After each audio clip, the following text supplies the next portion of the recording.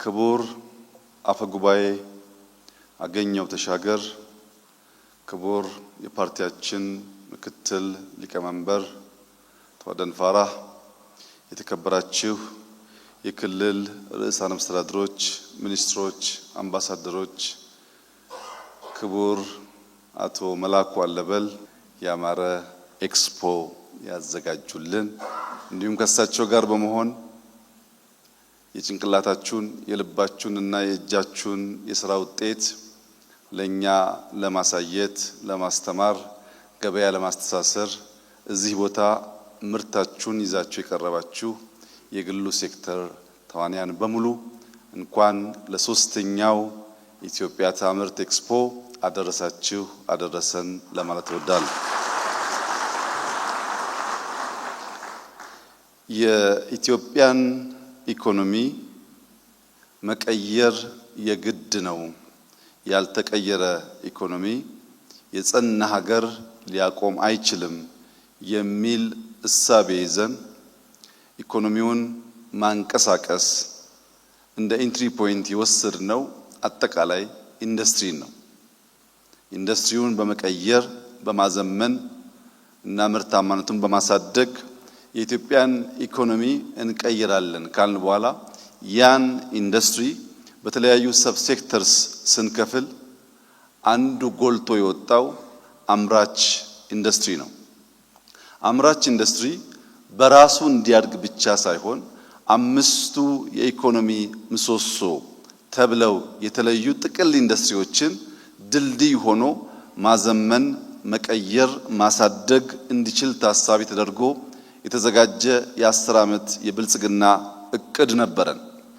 በዚህ እቅድ ውስጥ ግብርናን እንደ አንድ ምሰሶ ስንወስድ አምራች ኢንዱስትሪው ድልድይ ሆኖ ግብርናን ለሀገር ውስጥ ፍጆታና ለውጭ ገበያ አቅራቢ መሆን በሚችል መልክ ይቀይረዋል የሚል እሳቤ ነበረን። ሁለት ምሳሌዎች ከግብርና ሴክተር ለማንሳት ኢምፖርት እናደርግ የነበረውን ስንዴ በሀገር ውስጥ ምርት መተካት ስናስብ አምራች ኢንዱስትሪው ትራክተር፣ ፓምፕ፣ ድሪፕ ኢሪጌሽን ያመርታል በሚል እሳቤ ነበር። በኢትዮጵያ ውስጥ በርካታ ማሽኖች መገጣጠም ማምረት የሚያስችል አቅም እየጎለበተ ሲመጣ ለዓመታት እስከ $1 ቢሊዮን ገደማ ለኢምፖርት ስናወጣ የነበረውን የስንዴ ምርት በሀገር ውስጥ ለማምረት አስችሎናል። በሀገር ውስጥ ማምረትና መተካት ብቻ በቂ ስላልነበረ ይህ የግብርና ሴክተር ኤክስፖርቱን ማሳደግ አለበት የሚል እሳቤ ስንይዝ ድልድይ ሆኖ ያን ሴክተር ያንቀሳቅሳል ብለን ያሰብነው አምራች ኢንዱስትሪ ነው። ሁላችሁም እንደምታውቁት ቡና በኢትዮጵያ ኤክስፖርት ረዘም ላለ ጊዜ ውስጥ ከፍተኛውን ድርሻ ሲጫወት ቆይቷል። የቡናን ምርታማነት ለማሳደግ አምራች ኢንዱስትሪው ለችግኝ ፕላስቲክ ማምረት ካልቻለ፣ ለኢሪጌሽን ቲዩቦች ማዘጋጀት ካልቻለ፣ መልቀሚያ መኮትኮቻ ማሽኖች ማምረት ካልቻለ ቡና ብቻውን ማደግ አይችልም።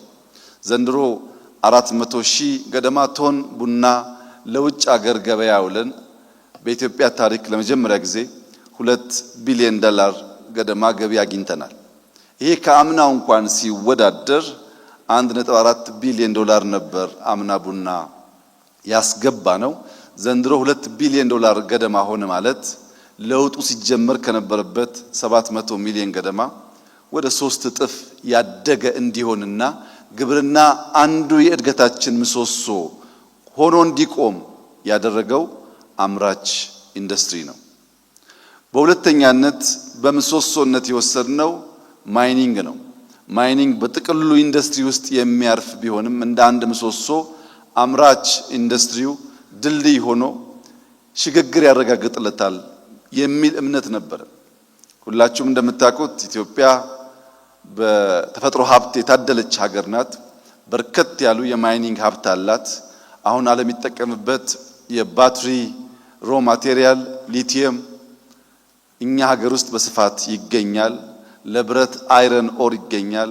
ለማዳበሪያ ፖታሽ ይገኛል። ኢትዮጵያ ውስጥ ወርቅና ነዳጅ ብቻ ሳይሆን በርከት ያሉ የከርሰ ምድር ሀብቶች አሉን።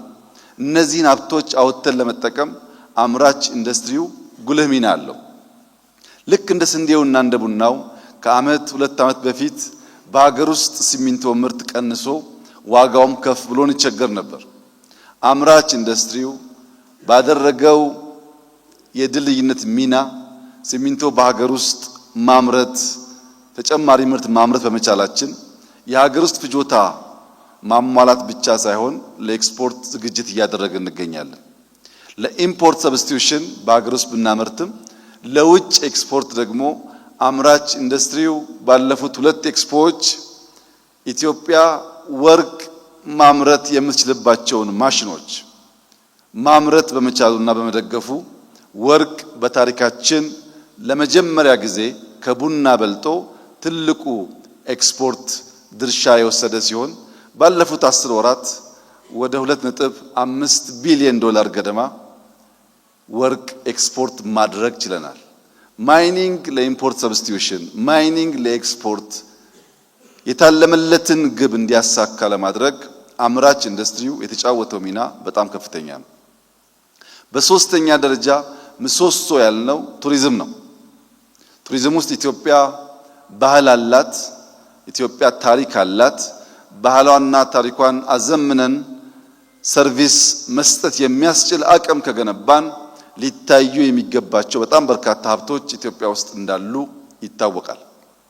በቱሪዝም ዘርፍ አዳዲስ መዳረሻዎችን መገንባት ብቻ ሳይሆን ቀደም ሲል የነበሩ አንድ ለናቱ የሚባሉ የኢትዮጵያን አባቶች የእጅ ስራ የጭንቅላት ውጤት እያረጁ እየወደቁ ያሉትን መልሰን ማደስ አንዱ ስራችን ነበር። ከዚህ ውስጥ በርካታዎቻችን በቅጡ ሰምተን የማናቀው አላላ ኬላ ሊጠቀስ ይችላል፣ ላሊበላ ሊጠቀስ ይችላል፣ ፋሲል ሊጠቀስ ይችላል፣ የአባ ጅፋር ቤተ መንግስት ሊጠቀስ ይችላል። እዚህ በመዲናችን የሚገኙ የሚኒሊክ የኃይለ ሥላሴ ቤተ መንግስት ሊጠቀሱ ይችላሉ። እነዚህ የነበሩ ጥንታዊ ሀብቶቻችን ታድሰውና ዘመኑን መዋጀት በሚችሉት አግባብ እንዲሰሩ ለማድረግ አምራች ኢንዱስትሪው አይተኬ ሚና ተጫውቷል። የነበረን የቆየን ነገር ማደስ የሚቻለው አምራች ኢንዱስትሪው ሚናውን ሲጫወት ብቻ ነው። አሮጌው በቂ ስላልሆነ አዳዲስ መዳረሻዎች በስፋት መገንባታችን ይታወቃል።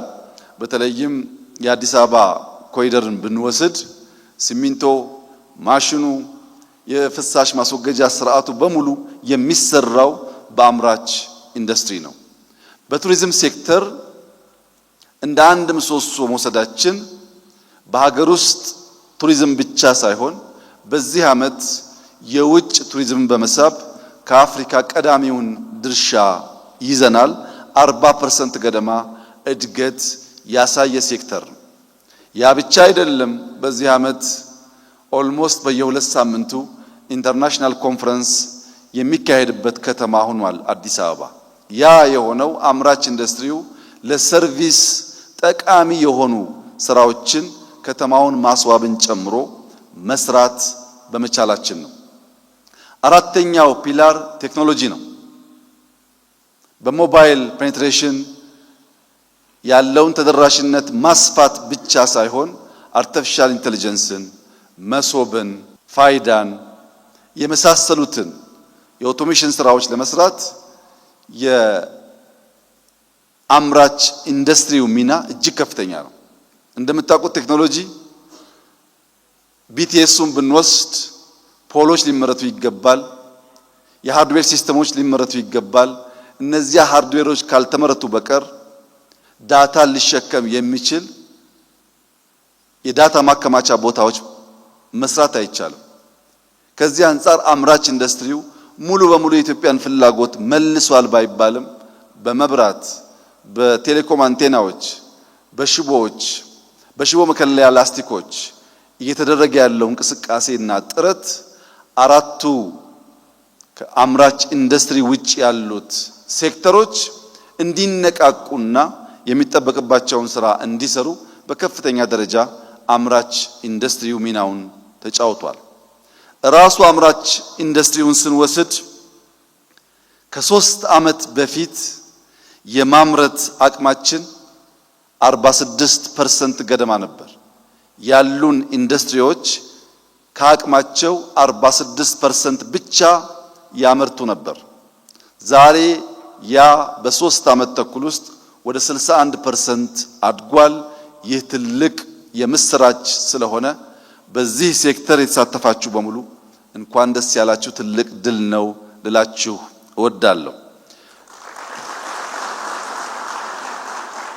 ከዚህ በተጨማሪ ኢትዮጵያ ታምርት ስንል በርከት ያሉ ፋብሪካዎች ከተቋቋሙ በኋላ በተለያየ ምክንያት ስራ ያቆሙ የተዘጉ ነበሩ።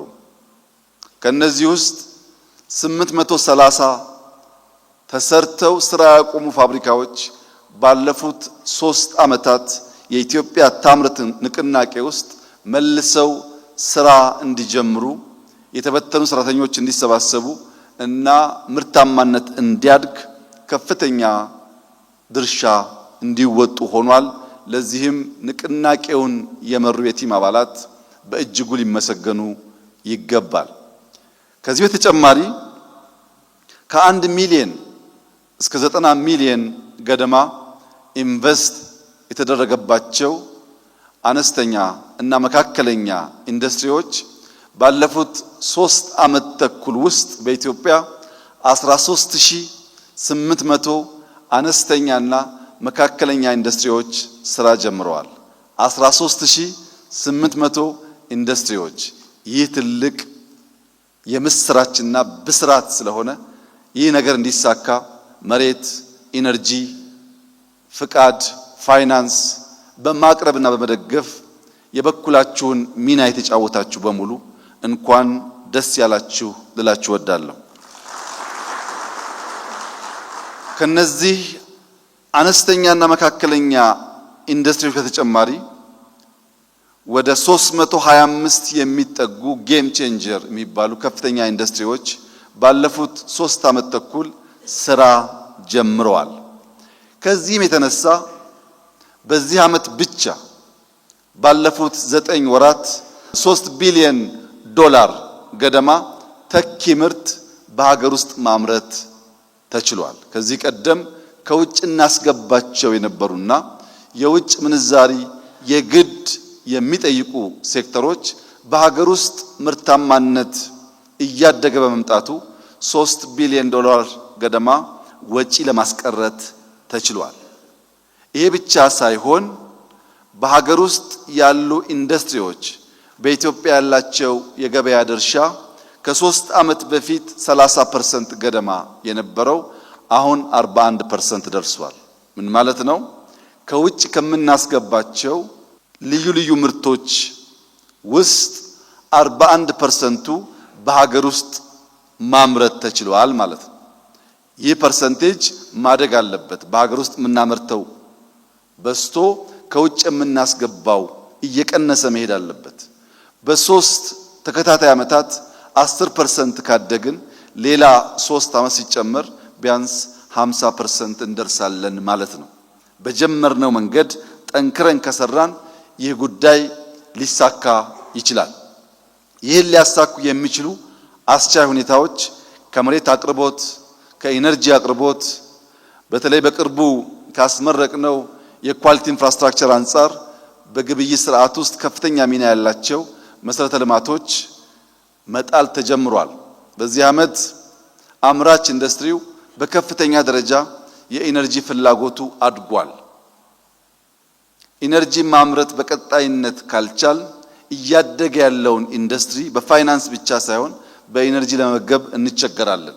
ይህንን ችግር ለመፍታት የሶላር ምርት የሚያመርቱ አዳዲስ ኩባንያዎች በኢትዮጵያ በአዲስ አበባም ከአዲስ አበባ ውጭም ምርት እየጀመሩ ያሉ ስላሉ በዚያም ሴክተር በምንሰራው ስራ ተደማምሮ ኢትዮጵያ ታምርት በራሱ ሰብሴክተር ብቻ ሳይሆን አጠቃላይ ኢንዱስትሪውን ድልድይ ሆኖ በማገልገል የኢትዮጵያን ብልጽግና እውን ለማድረግ ለሚደረገው ርብርብ ከፍተኛ ሚና እየተጫወተ ያለና የሚጫወት ሴክተር ነው። በእድገት ደረጃ ብንወስድ ኢትዮጵያ ታምርትን ስንጀምር የዚህ ሰብ ሴክተር እድገት 5% ነበር። በአመቱ ወደ 7% አደገ። ባለፈው አመት 10% ነበር። በዚህ አመት 13% ገደማ እድገት ይጠበቃል። ኢንዱስትሪው 13% ካደገ ሌሎች ሴክተሮች ሲታከሉ የኢትዮጵያ እድገት ምን ሊሆን እንደሚችል መገመት አያዳግትም። የኢትዮጵያ እድገት በቀጣይነት እንዲፋፋም አምራች ኢንዱስትሪው ከፍተኛ ሚና ያለው ስለሆነ ክቡር አቶ መላኩና የእሳቸው የሥራ ባልደረቦች እንዲሁም በእኛ ቢሮ የተቋቋመው ስትሪንግ ኮሚቲ በርብርብ ከሚሰሩባቸው መስኮች አንዱ እያንዳንዱን ሴክተር በመቅረብ ችግሩን በመረዳትና በማገዝ ምርታማነት እንዲሰፋ እንዲያድግ ማድረግ፣ ገበያ እንዲተሳሰር ማድረግ፣ በውጭ ያለን ገበያ እንዲያድግ ማድረግ ነው። ከዚህ አንፃር ኢትዮጵያ ታምርት ብለን ስራ ከጀመርን ጊዜ ጀምሮ የመጣው ውጤት ከ5% ወደ 13% በ3 አመት ውስጥ ለውጥ ማምጣት ከተቻለ በሚቀጥሉት 5-10 አመታት የት ልንደርስ እንደምንችል መገመት አያዳግትም። ይሄ ሁሉ ድል ይሄ ሁሉ ውጤት ግን ችግር አልባ ፈተና አልባ አይደለም። መፍጠር ብዙ ችግር አለበት። የማምረቻ ቦታ ችግር አለ፣ ሎጂስቲክስ ችግር አለ፣ ፋይናንስ ችግር አለ፣ የውጭ ምንዛሪ እጥረት አለ። ፈጠራ ችግር ከሌለ አያስፈልግም።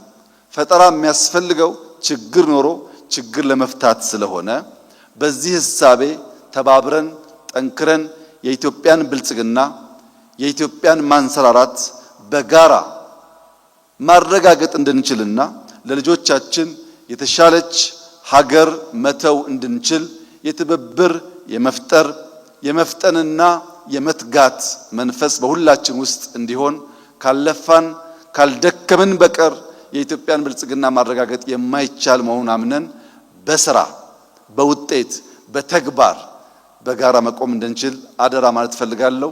የተጀመረው ስራ እጅግ የሚያበረታታ ነው። ወጣቶች፣ ተማሪዎች፣ ተመራማሪዎች እዚህ ሲኤምሲ የሚገኘው አዲሱ የኮንቬንሽን ሴንተር በመምጣት ምርቶች እንዲያዩ እንዲያበረታቱ አንዳንድ ሙከራ የሚያደርጉ ሰዎችም ለትብብር አመቺ አውድ ስለሆነ ይህ ኤክስፖ በሚቆይበት ጊዜ ውስጥ በርካታ ሰዎች መጥተው እንደሚያዩ ትምህርት እንደሚቀስሙ ያለኝን ሙሉ እምነት እየገለጽኩ በዚህ ስራ የተሳተፋችሁ አመራሮች፣ ፈጣሪዎች፣ የግል ሴክተር ባለሀብቶች በሙሉ እንኳን ደስ ያላችሁ። የኢትዮጵያን ማንሰራራት ጅማሮ ለማብሰር የሚያስችል መሰረት እየጣላችሁ በመሆኑ እጃችሁም ልባችሁም አእምሯችሁም ሳይታክት ተሰናስሎና ተደምሮ የኢትዮጵያን ብልጽግና እንዲያረጋግጥ አደራ አላችሁ ፈልጋለሁ። እጅግ አድርጌ አመሰግናለሁ።